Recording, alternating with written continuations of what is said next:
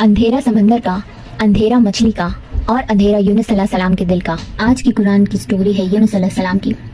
اللہ نے حضرت یونس علیہ السلام کو ایک قوم کے پاس بھیجا تھا تاکہ وہ انہیں صرف اللہ کی عبادت کی طرف بلائیں، لیکن ان کی قوم نے بات نہیں مانی۔ انہوں نے مقابلہ کیا، مذاق بنایا۔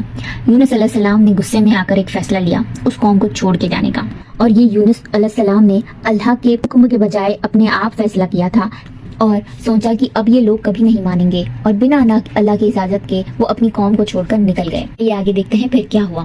وہ ایک کشتی یعنی کہ بوٹ میں سوار ہو گئے۔ اس کشتی میں پہلے سے ہی کچھ لوگ موجود تھے جو کہ اپنے کام دھام کے لیے سفر کر رہے تھے۔ کشتی آگے بڑھی، بیچ سمندر میں ایک گہرا طوفان آیا جس نے سارے لوگوں کو پریشان کر دیا، اور وہ لوگ ایک دوسرے سے باتیں کرنے لگے، کہنے لگے کہ لگتا ہے کسی نے اپنے رب کو ناراض کر دیا گیا ہے۔ اور اسی کے بعد لوگوں نے قرآن اندازی کی، یعنی کہ ڈرائنگ لارڈ۔ پہلے ایک گیم کھیلتے تھے، جیسے کہ آج کل چٹھی پہ نام لکھ کے پتہ لگاتے ہیں کہ کس کا نام آئے گا، ویسا ہی کچھ پہلے زمانے کے لوگ بھی کرتے تھے۔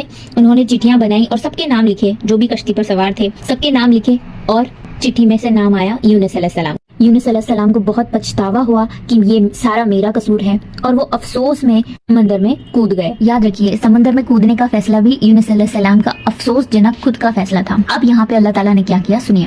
اللہ نے ایک بڑی مچھلی کو بھیجا، جس مچھلی کو اللہ تعالیٰ نے انہیں صرف نگلنے کا حکم دیا تھا، اور اس مچھلی نے آ کے یونس علیہ السلام کو نگل لیا بنا نقصان پہنچائے۔